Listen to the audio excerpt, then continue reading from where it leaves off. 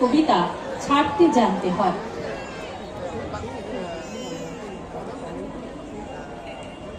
পাশাপাশি বসে আছে সুখ আর দুঃখ, দুজনের মাঝখানে ফাঁক ভারী সূক্ষ্ম।